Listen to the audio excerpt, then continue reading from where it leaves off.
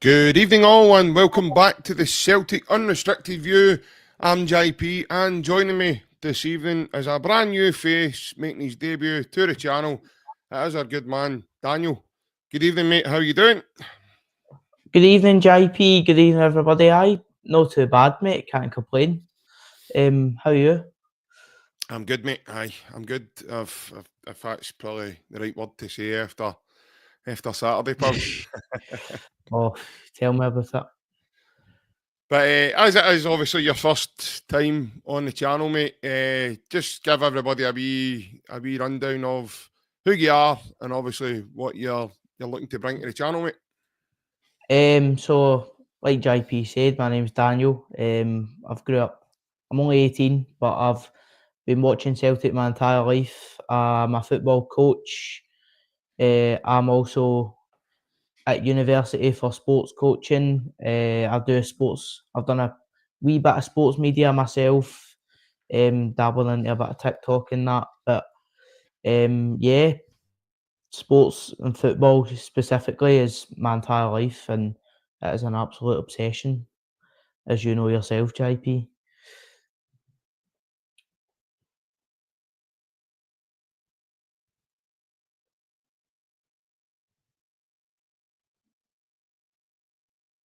Can you hear me? Yeah. I can know, mate. Aye.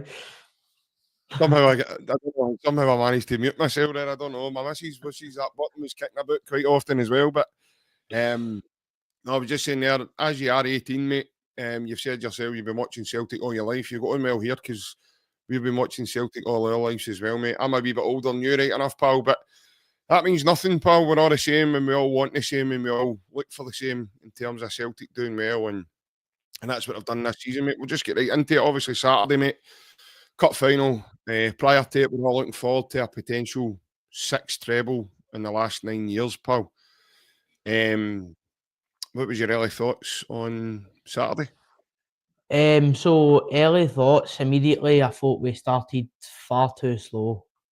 Like we weren't moving the ball quick enough, and then further into the game, there was not enough movement in the forward areas. There was no urgency in the final third. I thought they were just trying to pass it into the net, which we know Brendan Rodgers likes to play that style of football, but a couple of boys did have a shot, and I think Arnie Engels hits the post, Jeffrey Schlupp hits the bar, and obviously Greg Taylor sails one just over the bar. But yeah, it was a very, very, very lacklustre Celtic performance, and it was quite similar to the St Mirren game actually, because it was a very similar team that started, and they just never looked like scoring at all. So I'd not enough movement, and then the boys coming off the bench as well, they just never looked to have an impact. Yeah, I think when you look at the game, going into the game, I mean, I sat here last week and I absolutely I totally gave Aberdeen no chance. I totally wrote them off in every way possible. And the way I went about that, Daniel, was because you look at the last 2 games we played against them, mate. We took 10 goals off them prior to Saturday. And up until a point in Saturday, Daniel, I don't know how you feel, mate. I thought Celtic were, as you said, lacklustre there, but I thought they were doing enough to. At that point, they were comfortable. I mean, Aye.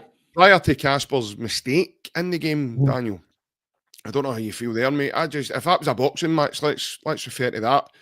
Aye. Celtic were probably winning that just with a jab. Mhm. So they were Mhm. probably going to win that with the points and Aye. on their jab. But yeah, right, mate. We do lack. We did lack, quality, especially in certain Aye. areas of the field. But one thing I want to obviously touch on. What do you think could be the reason behind that, Daniel, as to why Celtic, you know, I again mean, saw that performance? for me, it was just the. I feel like when we play Adamida up front, obviously we go a different route.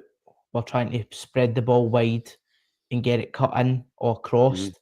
And I feel like you were saying about that jab, we were playing that jab for just too long because it just wasn't working.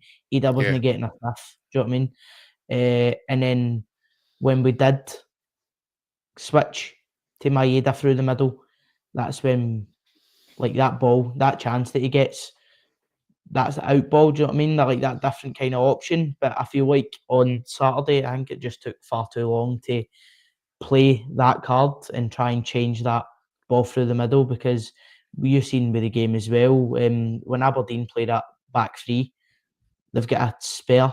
So when we are trying to push the ball wide, there's always doubling up on the wings. Do you know what I mean?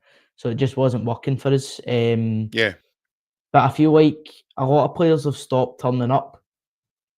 Nicholas Kuhn especially for me. Like I don't know what's going on with him, but some games he can be excellent. But I think on Saturday he just looked very, very passive. Like he would rather cut in and pass back, or if he did pick up the ball and try and drive with it, he was trying to take on 3 and 4 people at a time instead of playing a easier pass to the edge of the box to get an angle for a yeah, shot. So I don't know how you feel about that, but I feel like a lot of players just didn't turn up on Saturday, and it showed. yeah. Obviously, before I touch on that, Daniel, I just want to say, as I normally always do at the beginning, but just because obviously you're new to the Mhm. podcast, mate, I just thought I'd give you the introduction tonight. A very good evening to everybody that's tuning in with us across the platforms. I hope you are all well. I hope everybody had a lovely weekend. I have put up some comments as we've been going. Obviously, some of the comments coming in. Big Alan's in tonight. He's evening, boys and girls. Hope everyone is well. Warm welcome to Daniel. Need a lie down in a dark room after watching Scales, Eder and Yang. um, I mean, Alan's listed 3 there. I think you could probably list more than 3, Daniel. To be Yeah, honest, it was just one of those days, mate. It was just of all days for it to happen. yeah, We just, in my opinion, I just thought the team looked burnt out yeah, all over. When you look at the team, like he says, we weren't moving the ball quick enough. I agree with Toby in one of his comments there as well. I just thought our counter press was lacking all day long. yeah, absolutely. Um, there was a couple of moments where Aberdeen were getting the ball and Celtic were hounding them, but Mhm, that was sparingly. That was like far mhm. and few between. There wasn't enough of that happening in the game. Um, do you think the team that was selected for the final, do you think that was the right team, Daniel? Um, I mean, on paper, minus Hatate and Jota, obviously through injury, but on paper, I would say that was our best team that we had on the pitch. Do you know what I mean? But Yeah, um, I I don't. I feel like James Forrest looked like he was carrying an injury. Had gone into the game with his leg all strapped up. So, but Yang, when he came off the bench, he just, I don't know, he's been in incredible form, driving, but he just looked miles off it, and you could say that about the whole team. But I feel like for the players that we were missing, in midfield especially, it was the right choice. Up front, it's up for debate. Personally, with the form that Yang was in, leading into the game, I would have started him. But I feel like in defence, I feel like Liam Scales was the wrong option, because I don't know what more big Mike Nawrocki has to do to get in the team.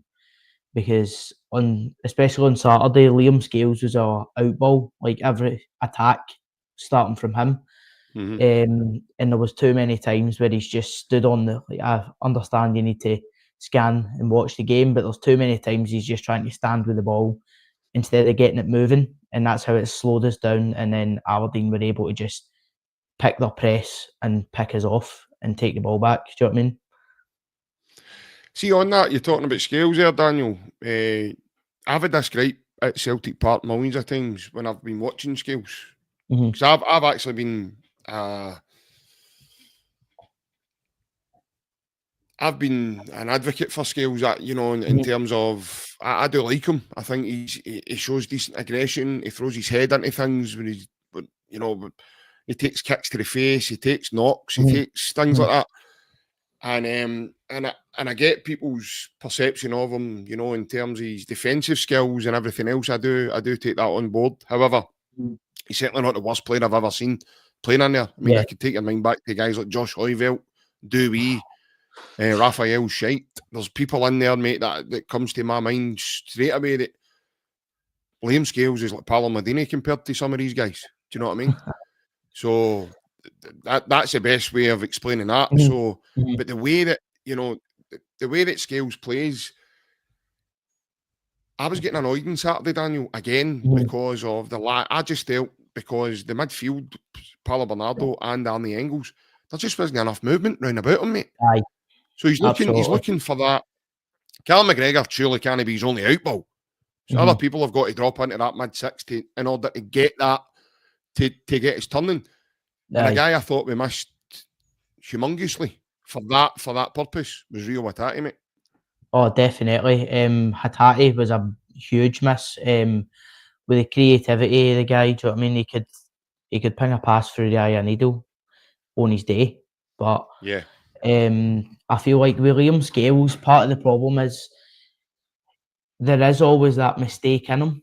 Like there was a few times on Saturday where there's a ball coming across the 18-yard line and the big Aberdeen striker, whether it was Kevin Nisbet or Pap Gay, he's instead of just heading the ball down or out for a throw-in, he's trying to touch it down and play. Like I understand if he's been told to play that way, but if you're under pressure, just get rid. Do you know what I mean? And that's what was frustrating me on Saturday. I think in the first 10 minutes, there was 3 or 4 times where Liam Scales either lost the ball or nearly lost it by just either taking too long on the ball or like making just silly choices. And I feel like that frustrates a lot of the support, especially in defence, when you've got a guy like Cameron Carter-Vickers beside him who very, very, very rarely makes a mistake. It's just that Liam Scales has that side of him where he can just play a wrong pass or take too long on the ball or dive into a tackle. Do you know what I mean? Yeah, 100%. And quite a lot of the time there, Daniel, as you've mentioned, mate, Cameron Carter-Vickers has got to overcompensate. So he's got to sometimes he's got to do 2 men's work rather than just cover his own position and being that good teammate just on his own rather than. But he's you can see sometimes the frustration in him, like he says, when Liam Scales does make mistakes because they're all humane, mate. Everybody in that team makes mistakes. There's no, I mean, Casper Schmeichel makes one of the biggest ones on Saturday, which then goes on to cost us and brings Aberdeen back into a game that they never really, apart from that, mate, they'd done nothing in the game. But we'll touch more on, obviously, on that side of things. We do have, it is the Monday night, as everybody knows, watching us now. We do have our first caller of the evening. It is indeed the one and only Mr. Francis Lester. Good evening, Francis. How are you, mate? I'm good, JP. Good evening, mate. Good evening, young Daniel. Nice to be on with 2 young whippersnappers.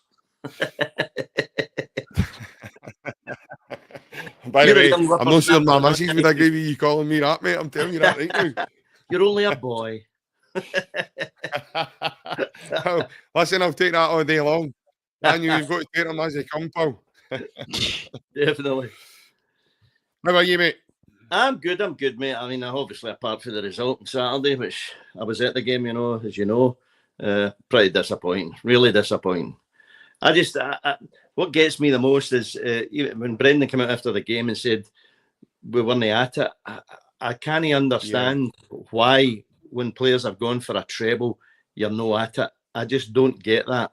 Their attitude and I just didn't see it at all on Saturday. I just felt as if, because Aberdeen sat so deep for me the first 85 minutes basically. The sat so deep. We passed the ball about at the back far too much. We kept crisscrossing for the back from left to right, and as you say, Scales was out ball most of the time, and it, for me, it takes too long to pass the ball.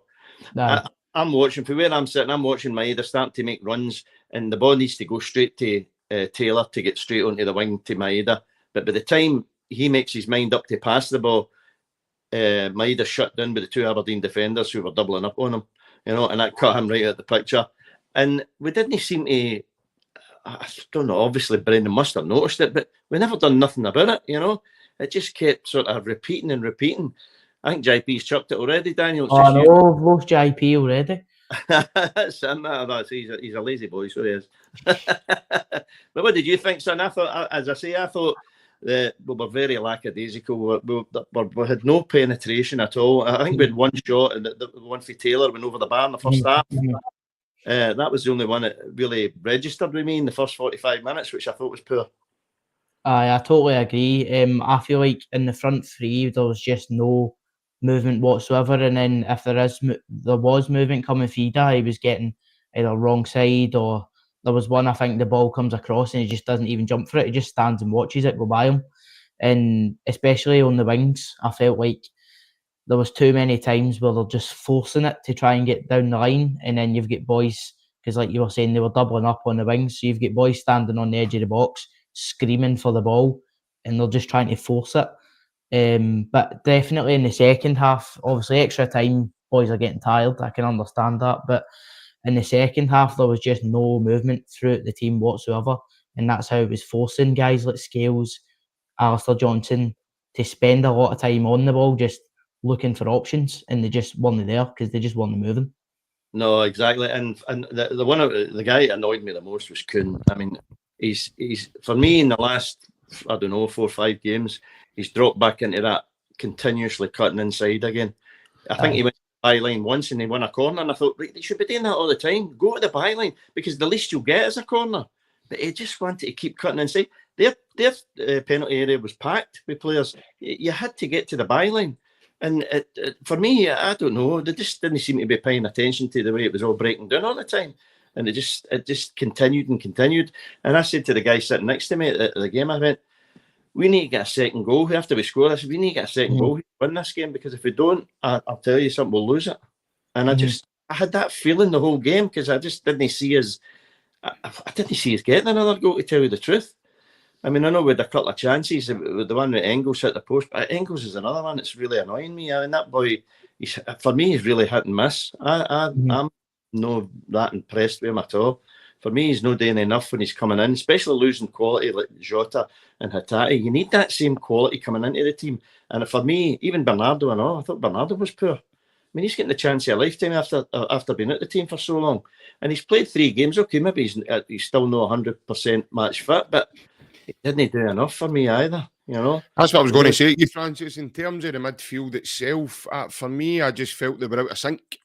Yeah, they were all over. Because of, like you say, Engels not having the best of days, but then you've mentioned Bernardo on the other side.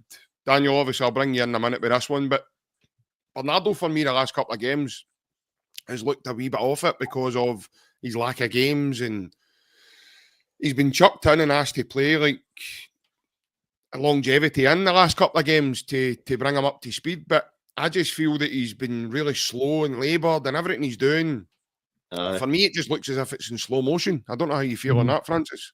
No, I definitely agree. And he kept drifting out to the left. I don't know why he kept drifting out of the midfield. I was watching him and I'm going, and Engels was doing the same on the other side. The two of them seem to be drifting out if they wanted to try and link the play there. But because maybe they had the same thought as me, as that Taylor wasn't getting the ball. I thought Taylor was good defensively, but I thought he wasn't getting the ball up to Maeda quick enough, and Johnson on the other side wasn't getting the ball to Kuhn quick enough, because when they did decide in the end to pass to them, they were getting shut down by the two Aberdeen fullbacks. They were heading to hit them and put them in the stand before the ball even got to them half the time. That was repeating, because we weren't moving the ball fast enough. We were far too slow.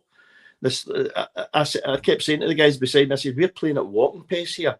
We're pass. I mean, this isn't good. I says, we need to up the tempo here and start moving that ball out of defence quicker, get it up to the front players quicker. And what you say, for an Aberdeen team that basically played with 8 men in front of their goalkeeper, he was never going to be able to take a ball. For me, this game is getting the ball not up, taken up to him when he's maybe the last line, and to bring it down and lay it off and then turn. But you're never going to do that against an 8-man defence sitting beside you for 80 minutes, you know. For me, it was the wrong, you know. Yeah, Daniel, do you think Celtic were slightly spooked with the way Aberdeen set up? I'm not. I was actually thinking that, but I just feel the thing that really frustrated no spooked as in they were frightened. I don't mean that. Just slightly taken aback, because Aberdeen set up a wee bit differently to the previous games that they've set up against us. But I feel like if you're a Celtic manager and you're playing against a team like Aberdeen in a cup final, you kind of need to have that expectation that they're... Obviously, I know Jimmy Tulane likes to play attacking football, but it's just cup final mentality. Is when you get there, it's right, we're playing a team that is better than us, because our B teams just went up and battered them. We're playing a team that's better than us. We're going to sit in. We're going to try and get them on the counter attack and play that way. I feel like, in a way, Celtic didn't expect them to do that, but I just don't understand why they didn't expect them to do that, because every team plays like that against us in a cup final or at Celtic Park, things like that. But I feel like, just to come back to what Francis was saying about the ball not moving quick enough, it was the same against St Mirren as well, and it was a very similar team that started. I was at the game, the St Mirren game, and was that the last day of the season, you mean? It was, mate. Cup day. But I feel like the ball just, it looked like a charity match at times, and I didn't think that we would get a goal when I was watching it. Material, wasn't it? Second half, we made substitutions and stepped up and started to put pressure on, and that's when the ball started moving quicker. But I feel like it was very, very, very similar to the St Mirren game, and I said that to the boys that I was watching the game with. This game's going to go in the same direction if it keeps like this, and it's going to become hard. It's going to become a scrap, basically. Like you said about the boxing analogy, it's going to become a slugger. 12 rounds, let's see what you've got. And Aberdeen went for it further into the game, whereas we were making routine substitutions. Do you get what I'm saying? Like, when it came to penalties, Aberdeen had all their attackers on the pitch, whereas we still had boys sitting on the bench who could come on and score a penalty, or when it actually got to penalties, the people that should be taking them weren't stepping up to take them, because your attackers should always be the first 5 names on the team sheet. Yeah, and obviously he made those substitutes earlier, Daniel, didn't he? Yeah. And obviously, Francis, that's what Daniel's alluding to there. The fact that he's took Kuhn, as much as people are saying, you know, he never played well, but him, Eder and Maeda have all scored over 20 goals this season each. So only Maeda out of the 3 takes a penalty. So you're looking at that and you're saying, well, you've took off a potential goal scorer. Arnie Engels is a natural penalty taker for Celtic, and he's done pretty well since doing it. So again, he was off the pitch. But on the flip side of that, Celtic fans are probably shouting at me here, JP, but they players never played well on the game, which is fine. I understand that. So it's, where does Brendan meet in the middle, Francis? It's one of them. The way the game was going towards the end, I don't think he expected them to equalise, to tell you the truth. I thought his attitude to the game was, we're just going to see this out. And that's the reason. That's the reason he made the substitutions. You know, I mean, I think I don't know if he failed to see the big picture, but I was seeing it for the first half. You know what I mean? So I don't know how Brendan couldn't see it. I seen it coming all the way. I said, we're going to end up. In fact, see when they made the substitution to bring on the boy Morris, I said to the guy next to me, I says, we need to watch this boy. I says, he's got pace to burn like this guy. He goes and takes people on and he puts a great ball into the box. 2 seconds later, bang. I know it was a mistake. He hated it, you know. I said, I seen there you are. And the guy turned around to me and said, I wish you'd stop predicting things, because when we scored, I said to him just before it, we never scored for corners. We took a corner and scored, and he turned around and said, how did you? That's two. But kind of, I know that wasn't. It turns out that's an OG for Saturday, but that's two for that same end that Engels puts in and we score against Aberdeen this season. I know, but for me, Engels needs to do a lot more than that. But any professional football player should be able to put a good ball into the penalty box for the corner flag. We just never seem to. I don't know. I don't know if we've not got the personnel to get on the end of them. We have, but they don't seem to. It's very few and far between that we score for corner kicks, which I think is something we should be working on, because it's a set piece. It's a set piece that you really should be looking to create something for, at least an effort on goal. And it's very, very seldom that we, create anything out of corner kick. I think you could count in one hand how many goals we've scored for corners in the last couple of seasons. I don't remember very many. I remember Scales getting one for a corner. I think it was in Europe, wasn't it? The European game, was it, when he scored for a corner?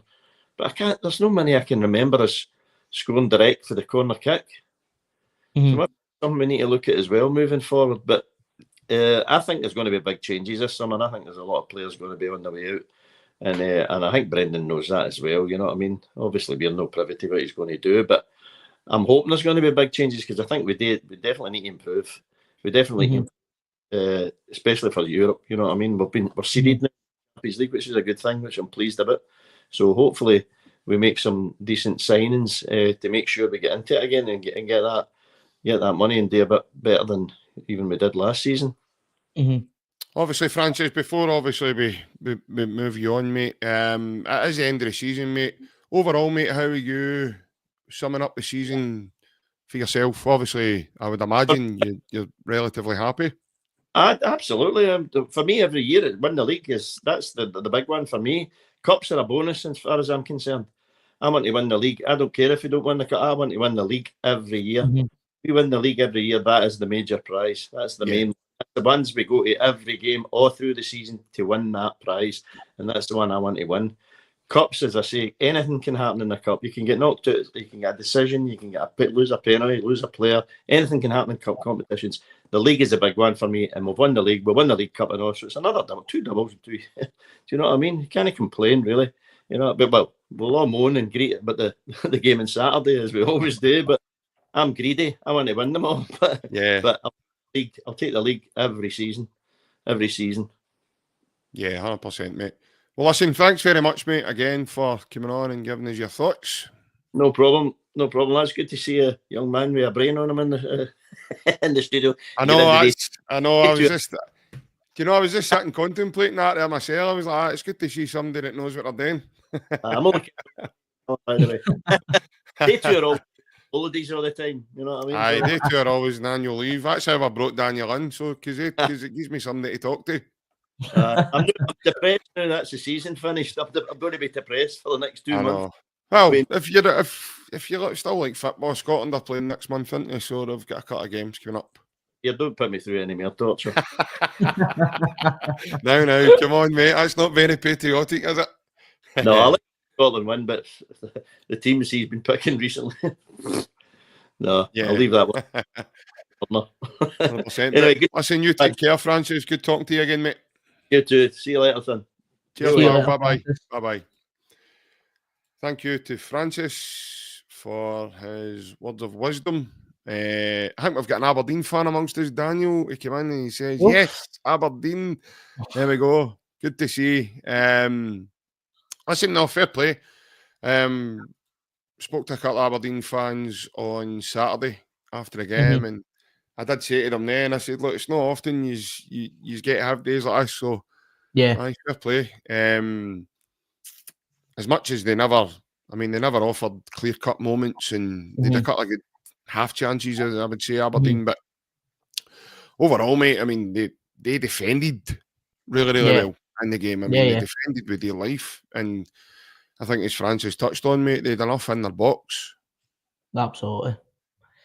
But I feel like that's the way you need to play if you know that you're playing a close to full strength Celtic team. Like, you can try and play out, but it'll just pick you off. Do you know what I mean? But no, credit to Aberdeen, because they turned up and they played their system and they didn't break from it, regardless how they get even 1-0 down.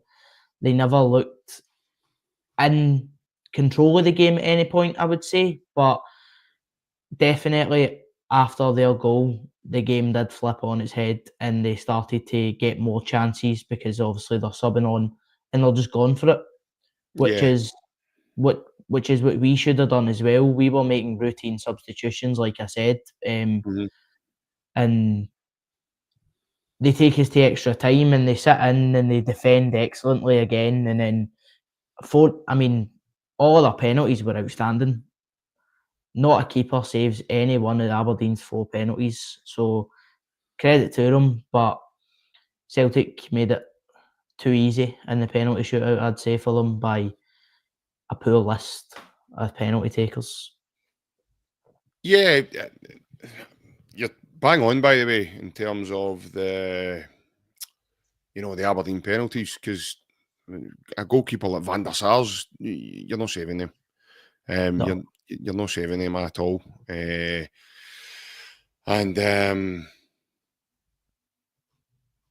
as I say, it was quality, and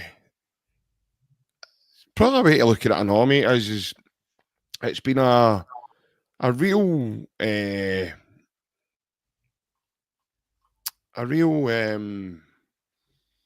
season for underdogs. Oh, absolutely. Across the board. I mean, Newcastle beating Liverpool in that final, Crystal Palace beating Man City in that final. Nobody seen Sunderland beating Sheffield United either, and nobody realistically, including myself, seen Aberdeen winning that final at the weekend. So it just goes to, I think it goes to show, Daniel, I think it's a great message for any Celtic fans out there that, like myself, because I've had to take it in the chin, and I've confessed on here that I gave Aberdeen no chance. I wrote Aberdeen off, and the way I went about that, and Liam Smith's still in the comments just now, so the way I went about that is because of the previous 2 results, because of the way Celtic have battered Aberdeen. For me, when Aberdeen went against us in the Cup semi, in the League Cup semi, and we leathered them, Daniel, 6-0. For me, that killed Aberdeen's momentum at that point of that season. Oh, absolutely. Because it was after that they then went on that 13 game where they never won. I think they lost 13 in a row, wasn't it? Yeah, something like that. For me, mentally, they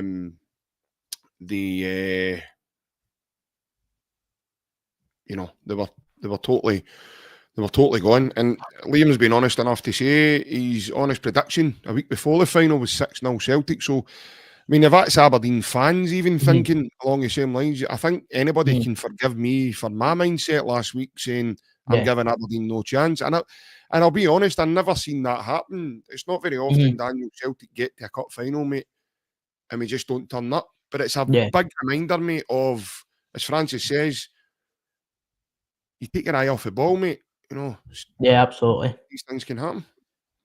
But I definitely agree about us killing Aberdeen's momentum, because up until that point in the season, I mean, we had just started to pull away in the league, and Aberdeen. It's not even that, Daniel. Sorry, mate. It's not even that. It's they came to Celtic Park and they drew 2 each with us, so they had gained confidence just before that semi-final, thinking we're going to do a bit of damage here. Yeah, absolutely, and that's what I was saying. They went toe-to-toe with us, and Jimmy Tilleen played his natural style of play that he likes to play, and we scalped them. Like, there's no escaping that. And then it derailed them completely, and they just obviously they get the result up at Pittodrie against us, a draw, during that poor spell, and then they start to gain a bit of momentum and stuff like that as well. And then in the lead up to the cup final, we take a not so good team, like a lot of players are bench players, and we do the exact same thing. So I didn't give Aberdeen any chance. I'll admit that as well. I just couldn't see it. But then credit to Jimmy Tilleen, because he proved a lot of people wrong in that cup final. And I don't know whether Aberdeen played amazing, but Celtic also never turned up. So it goes hand in hand. Like, all credit to Aberdeen. They turned up in the cup final and beat a very, very strong Celtic team who just were miles off it. Yeah, and listen, fair play to Aberdeen, because they overall they deserved what they got, because like you says, they penalties, man, they were extreme. They were really good. Well, a couple of things here. So obviously, excuse me, that is the dial-in. So, but I've got a voice note that's been sent in to us by one of the viewers, John. He sent this voice note in with his opinion on something. I'm going to try and play it via my microphone, so I hope everybody can hear it. If you can't and you put in any comments, I will try my best to try and translate this for you if you can't hear. So just bear with me a second, and I'll see if you can hear this, folks. Hi lads. At the start of the season, the main objective, number one, is to win the league, which was done. Second objective this season was to progress in Europe, which we've done. After that, the cups are a bonus. A lot of reasons why we lost on Saturday, but we should not be losing a cup final to a team that's 39 points behind us. Thoughts, please? For anybody that, if you didn't hear that, John is basically saying that Celtic set out the objectives, one at the start of the season, obviously when we go into the season, and one was to win the league, which they managed to do, and then the second one was to progress in Europe, and we managed to do both of those, Daniel, as we all know. John then doesn't think Celtic should be losing a cup final to a team that finished 39 points behind us in the league. However, when he said their thoughts, please, lads, my thoughts are quite simple. I think Francis hits the nail on the head, mate, when he says cups are a bonus. And again, just go back to what I said there. I don't think it matters a jot where somebody is in the league, because if it's a cup game, it's a one-off fixture as well. To me personally, I get where John's coming. I can understand where John's coming from. However, cup games are totally different, Daniel. Cup games are about winning. They're not about playing well or bringing the best performance of your life. And cup games are just about winning and getting the result and progressing to that next round. Or if you're in the final, lifting that trophy. But for me, I think if you're not at it, Daniel, it doesn't matter if you're Real Madrid or you're St Johnstone. If Real Madrid's not at it, then anything can happen, mate, in my opinion. It is a game of football at the end of the day, so that's just my only opinion on it, mate. I totally agree about the cup games are very different, but Celtic in the past, they've turned up to Hampden and been miles off it and still found a way to get that result. So I think that was really poor on that side of it. But cup finals are, like you said, are just about turning up, doing what you need today to try and win the game. But to come back to John's points about winning the league in Europe, I totally agree about the league. Europe, it was good to push and get some better results and put ourselves in a good position to even make the Champions League last 16. But I feel like there were still games in Europe this season where Celtic played the way they usually do. Like, I come back to Bruges at home. I was very shocked by Bruges because they were having a bit of a poor season, and then they did turn up and they did play very well. But Yeah. I feel like Celtic that night were miles off it, especially Rio Hatate in the middle of the park. We just didn't look up until the goal. We just didn't look interested. I Yeah, felt we like gave them 45 minutes to start as well, didn't we? absolutely. And they go 1-0 up, and then the atmosphere inside the place just died because nobody was expecting it. And but I do agree about progression in Europe, and hopefully next season we do strengthen and get also with boys like Kieran Tierney coming back. That's only a bonus, but I feel like to make a bigger dent into the Champions League, we need to focus on mindset and stuff like that. But we need to get there first because we need to play qualifiers now. So that's going to be a big one. It's just the playoff we play. So I think Celtic fans seem to think there's more than one. There's not. It's just we drop into the playoff round of the Champions League. But as you say, there's a couple of games there, and we've just found out as well we're seeded for that. Yeah, so that's a big help. But at the end of the day, we still need to turn up and win it. We can't walk into that game. I mean, we've done it before. You look at games against like Midtjylland and stuff like that, and then we walk into it going, aye, we'll make it, it's all right, and then we don't. And we end up playing Europa League football, do you know what I mean? So seeded is a huge bonus for that, and I feel like it will help us. But yeah, but cups are a bonus. I do agree with that. The league is the priority. Cups are a bonus, but at the same time, we've got in that mindset of winning trebles nearly every season. Do you know what I mean? So yeah, it was a stinger because a lot of people, I think everybody on the Celtic end of that stadium did not expect Aberdeen to take that trophy back with them. yeah. Especially Celtic being a goal up as well. Yeah, absolutely. Being 1-0 up in a game and then not even looking like backs against the wall at times. You know what I mean? That wasn't the way the game was going. But heading into next season, I think there is a lot that we can improve. We have got a strong core in the team. Yep. It's just about finding that balance because I don't think our squad depth is as strong as people are thinking. Because you look at, especially on the wings, see if you take out a Jota through an injury. Yang's been very up and down. You take out a Nicholas Kuhn as well through injury or other things, you know what I mean? And then it starts to become a bit shaky, especially in fullback as well.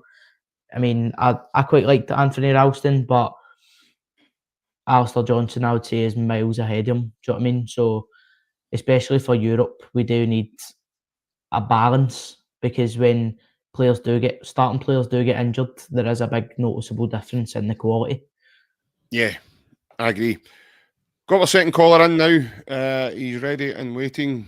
I'll get him in now. It is indeed John M. Good evening. How are we? Good evening, JP. Good evening, young Daniel. Evening, John. How are you, young man? Not too bad, mate. How's yourself? Yes, I'm fine. A wee bit upset about the result of the weekend, as everybody else was. But what can you do? It is what it is. Absolutely. It is what it is. Yeah. I think it's important. I don't know about yourself, John, but I think it's important to not get too bogged down with, we never won the treble. Listen, take that away for a second here. We have just won a back-to-back domestic double. Yeah. That's getting forgotten. This is where I become annoyed, lads. That seems to be getting forgotten.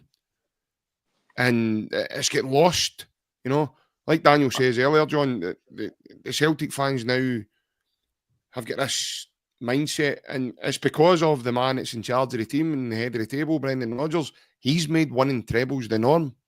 He's made that the norm for us. I think the Celtic team themselves made a rod for their own back with a style of football that we know they can play. And Saturday was just a total disappointment, completely. I mean, admitting what was at stake at the end of it, there was a treble there. Another domestic treble for and the history books again. It was a manner on the obviously you watched the game or you were at the game.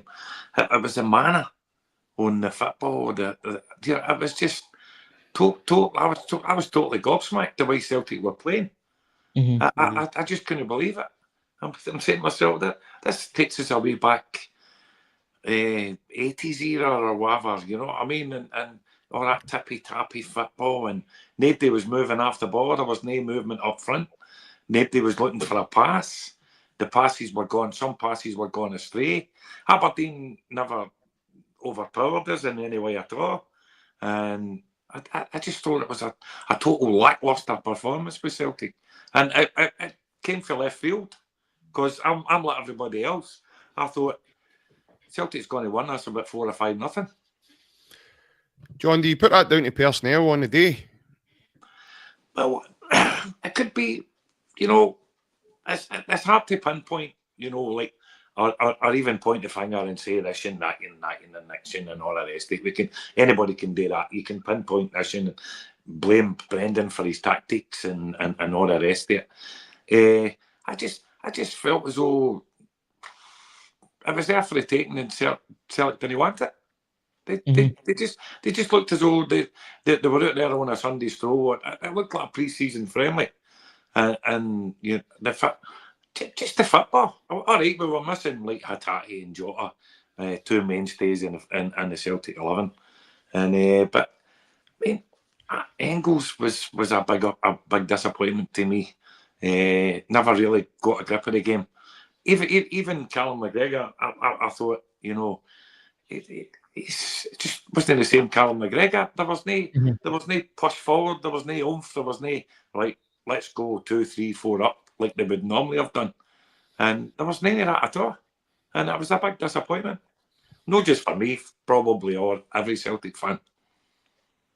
Yeah, Daniel, I think that's the general census around the support, isn't it? It's just the fact that, you know, as John says, you take out the fact of winning the treble.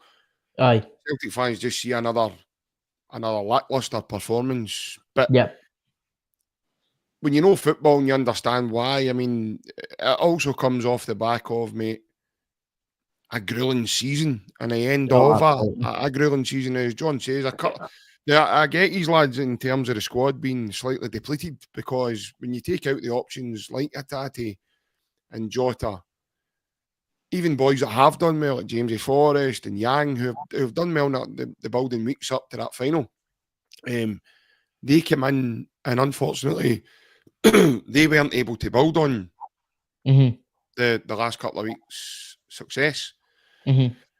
So overall, I mean, Daniel, it's not something you can even go, oh, it's 1 or 2 things there. You know, when the rest of the squad underperform, it's kind of hard then to start. I mean, I'm not one of the fans, mate, that sit and point fingers and blame people for individual things. I'm not even going to blame Casper. It was just an error, and it was just one of the things. He mistimed it, and that's what happened at the back of it. But what I would say is when that happens and the rest of the boys in the team see the goalkeeper doing that, for me, mate, the confidence drops out the team a wee bit. Oh, absolutely. You know, you start seeing faces looking at one another as if to say, what the hell is he? I can't believe he's just done that. As if, oh no. And then you don't know what's going through their heads after that. It's like, oh, Jesus, now their tails are up and they've got a wee bit of momentum. So it's kind of hard to put your finger on the one thing, isn't it, Daniel, when it's been a mass collective of the team that's all underperformed at the same time, mate. I agree with what you said. When the goal for Aberdeen goes in, Celtic's confidence definitely was rocked, 100%. You could see it on the pitch. You could even feel it in the stands when that goal goes in. A lot of boys were, like you said, just standing looking at each other going, I can't believe that's just happened, especially with how good that Kasper Schmeichel has been for us this season. Like, I don't know how you feel, but I feel like when anybody enters the penalty box one-on-one, I feel like he'll save it. Do you know what I mean? So I agree with what you're saying, 100%, but I feel like, to build on what John said about the manner in which he approached the game, I feel like the whole club as a whole, including the fans, approached it in the wrong way, because we had been slightly, obviously toward the end of the season, performances do tend to dip, but I mean, the big stage up at Celtic Park before the game, we've never done anything like that before. Do you know what I mean? There's never been any big celebratory thing for this big stage. I don't know if you've seen it, John, but I seen it. a big massive screen and stuff like that. I can understand why the club done it, but that takes away, and that also comes across as a bit of arrogance. So I said this before the game when I seen the screen. That's Aberdeen's team talk sorted. Do you know what I mean? That only gives further encourages them to go and play the way that you've been told and just stick in, and just adds to their motivation.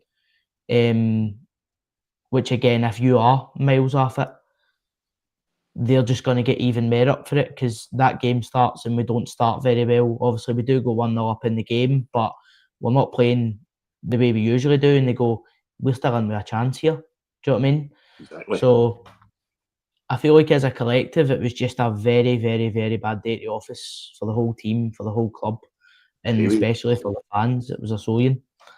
It was. Daniel, see, just as you says, obviously, John, before I bring you back in and Daniel's point there, see, as you said about you mentioned that big stage and stuff. Mm. See, if you flip that as well and you look at it the other way, is that not just a confidence thing, as in, you know, the club, I mean, like you says, they have never done it like that before.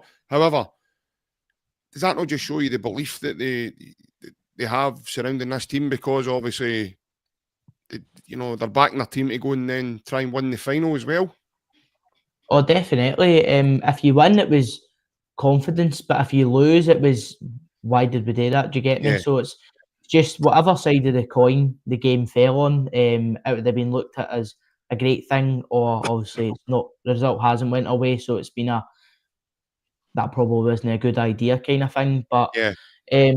no, there is a lot of belief still within the club, even though that result didn't go away. I mean, I was a bit sceptical about Brendan Rodgers coming back into the club, but over the past 2 seasons, he's completely blew me away with how good he has improved an already brilliant team. But to bring you back in, John, do you feel obviously there has been a bit of squad overhaul, but do you feel there is still a bit of a hangover from Ange Postecoglou's team? Obviously, a lot of our key players are still players who were there when Ange was in. So do you feel like next season a lot of them will leave and we'll see a massive, massive change in the club? I think you've got a point there, Daniel. Yeah, definitely. There is a sort of nucleus is Ange Postecoglou team there, apart from Kyogo being away, and but still there's the Japanese boys and the North Korean boys are still there. But you could be right. South Korean boy, the Yang, is it? Yeah, what did I say? You says North Korean. That's a big, by the way. That's a big. Well, that's where he wants to go to after Saturday. That's blasphemy over there when you say that, man. That's put me up against the wall and shoot me. Aye, you're talking about Chaduri territory there, mate. All right, Abby. Oh well, I better get off that subject then. Yeah. Aye, no, I think you're right, Daniel. There is still a nucleus Big Ange's team there. But I think Brendan sort of constructed that team into sort of his way of thinking. And, for a while, when Brendan first came back, I thought they struggled a bit with his tactics and whatever. But the second part of last season and this season, I think they've came on board with what Brendan's played. And they've played some great football. I mean, with a great Champions League, better than apart from the Dortmund result, we had a great Champions League campaign, and hopefully we can only get better for next season with that. I think he's going to add to it. I think I'm hoping he adds some quality back to the squad. We've brought in some no bad players. I think Luke McCown. He's a cracking wee player. He's still maybe got a couple of years before he establishes himself in a first 11 team. Engels, I thought there's a player there. Do you know what I mean? But, he's been after Boyle over the last 5-6 weeks. I just can't pinpoint what's the matter with him. I don't know. I couldn't tell you. But he's definitely been off a boil. I mean, like say, Lee Dyson Maeder, I mean, a man of his calibre scoring, was it 33, 34 goals in a season, and he couldn't score the one he was put through on Saturday. And I'm saying, I'm finished, and I would have scored that. Do you know what I mean? Listen, I'm going to butt in with Dyson there. I'm going to butt in there with Dyson, John, because any man who's got any kids or anything like that, you know, this fella's had to continue his work with Celtic and his wife and family. His wife had to give birth to a new baby, and Dyson hasn't even met his newborn yet. I get that. There's probably some demons kicking about Dyson's head. Right. Okay, I'll forgive it. I think we can forgive a wee man for a couple of misplaced kicks. But I get what you're saying. I get what you're saying, because if that slipped maybe 6 months ago, that's a goal. Of course it's a goal. Of course it's a goal. Yeah. Easy. But lads, I just want to get your thoughts while I'm here just now. I was just looking on my phone, as I always try and do, for breaking news or any sort of thing when I'm on here. Our good friend of the podcast has been on a couple of times with myself and Ryan. The Sky Sports reporter Anthony Joseph has just put out a report that Celtic are set to sign Aberdeen goalkeeper Ross Doohan. Right. It is understood the 27-year-old who started his career with the Hoops has agreed terms for a return when his contract expires with Aberdeen. Celtic's third choice goalkeeper Scott Bain has been allowed to leave the club.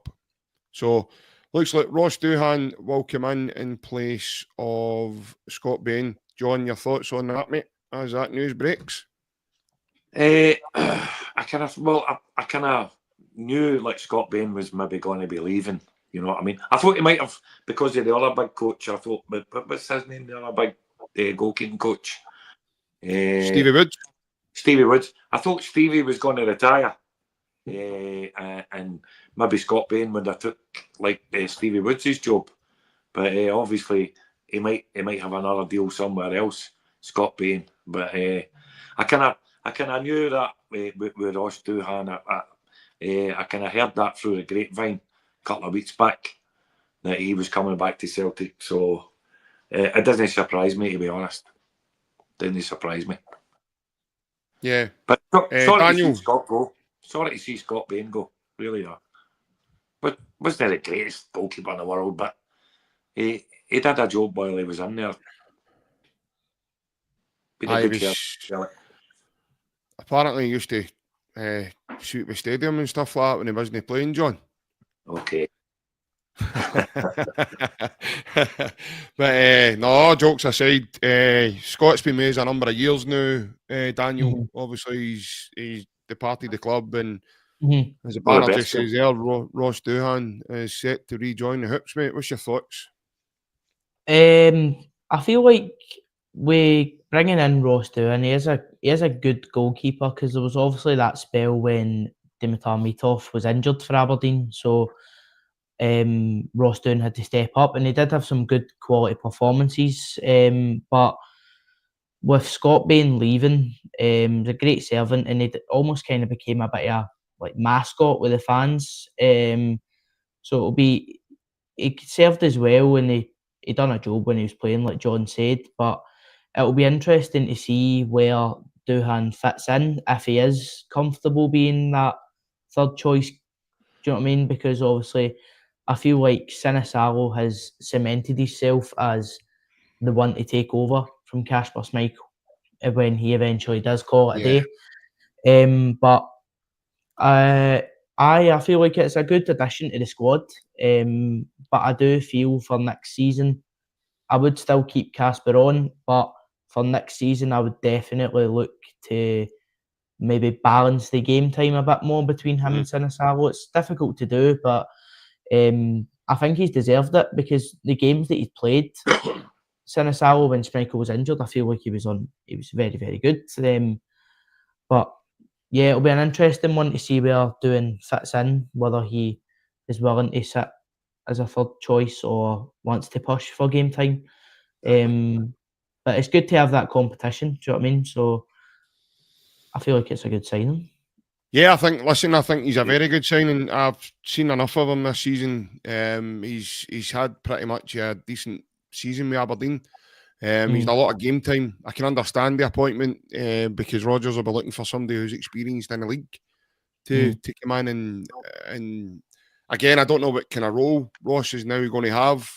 We could all sit here and second guess in terms of what he's going to do. Casper has signed a year's extension, so we know he's going to be there next season. But after that, we don't know what's going to be happening. Rodgers obviously likes young Ross. He is very good with the ball at his feet as well. He can play out for the back and he can do all that modern day stuff goalkeepers do. He is a very good shot stopper as well. And I know that sounds mental when people say that and go, "Is that not going to get paid today?" But there's ways of doing it. And I think his timing's very good as well. He's good at coming for cross balls and he's been very commanding this season for Aberdeen, and he's stepped in really well because the lad that played against us saved 2 of our penalties on Saturday.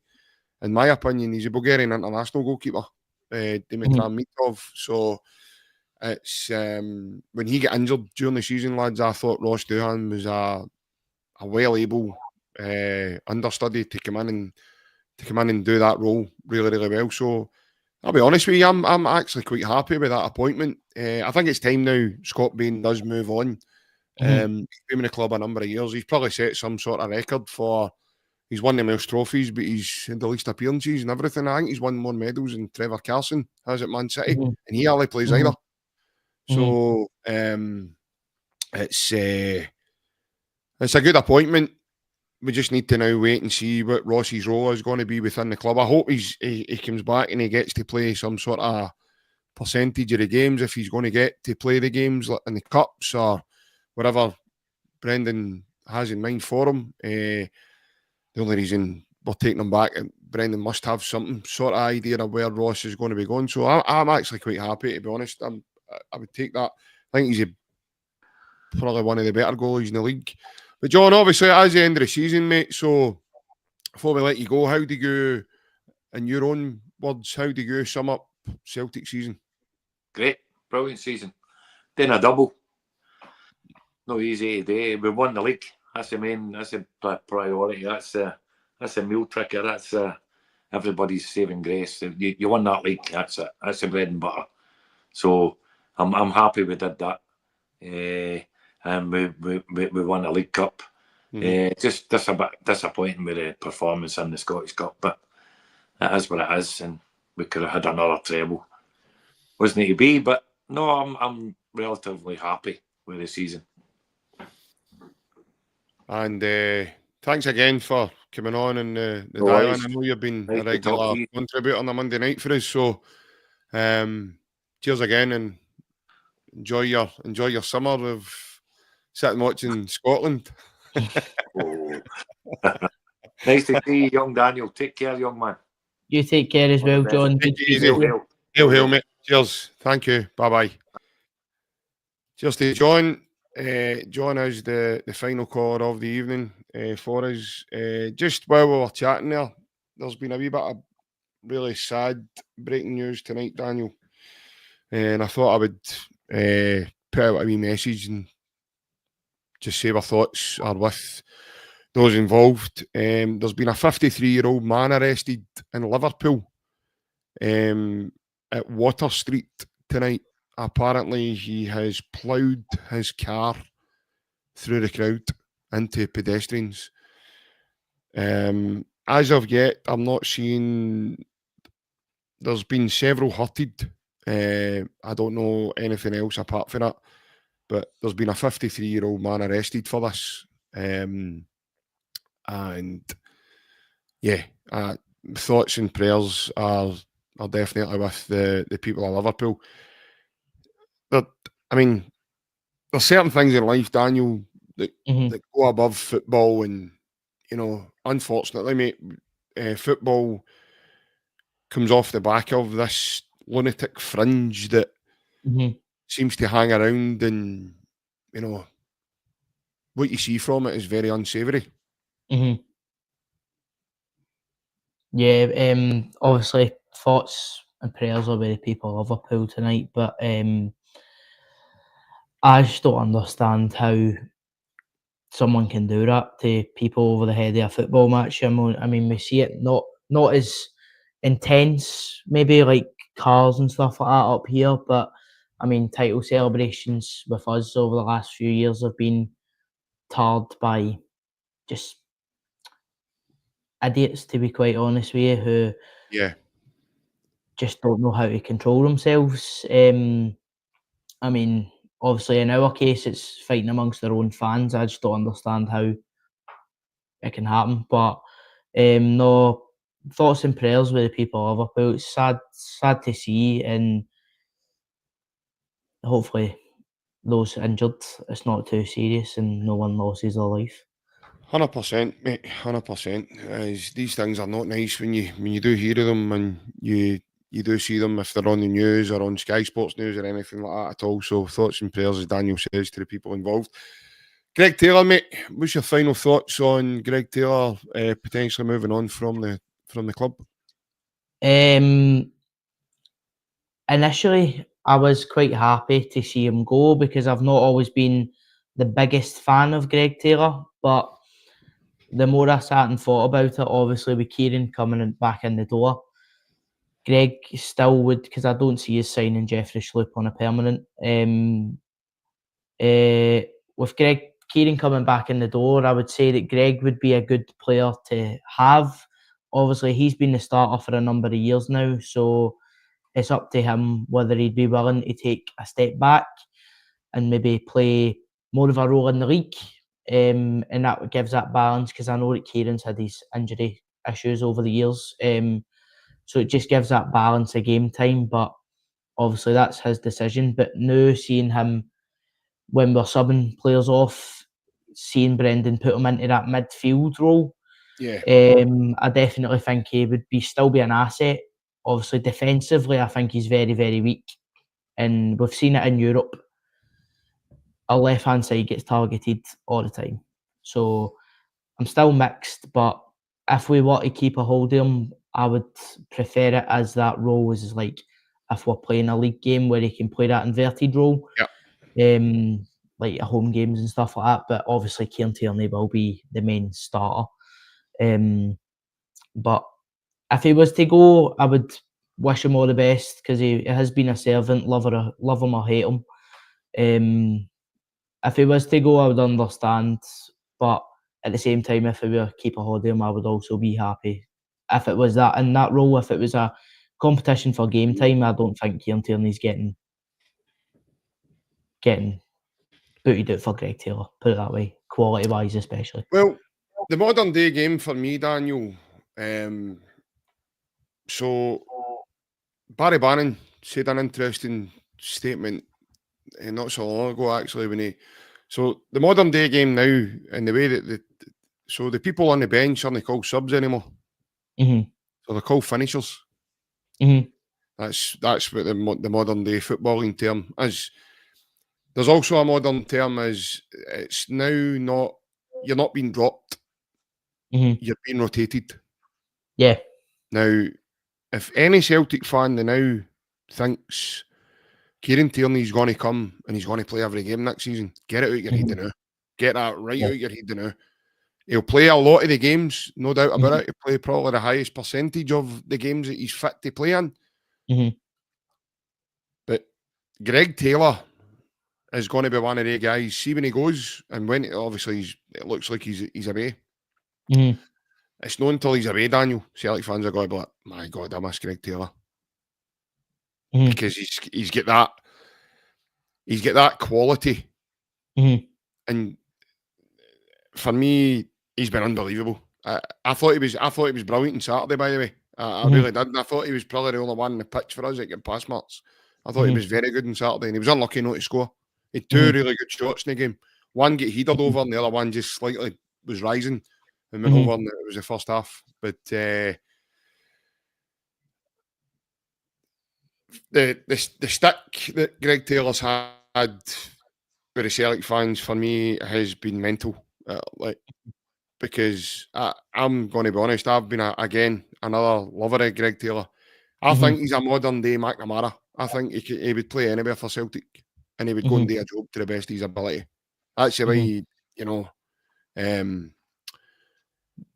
People are saying they wouldn't sign Jeffrey Sloop now. Aye. No so long ago, mate, we were hearing that Jeffrey Sloop was country miles better than Greg Taylor. Aye. But people now wanted Taylor in the team before Jeffrey Sloop. Absolutely. That's what I'm saying about Greg Taylor's going to be one of the players for me, Daniel. See, when he's not at the club anymore, people are going to go, by the way, we missed Taylor. We missed that invertedness to be, mate, he's one of the best I've seen it. Honest to God, see the way he can bring the ball. Some of his vision, his passing, the way he picks dies in it through iron needle passes there at the top. Aye. Kieran Tierney, make no bones about it, mate, it's a world-class left back. World class.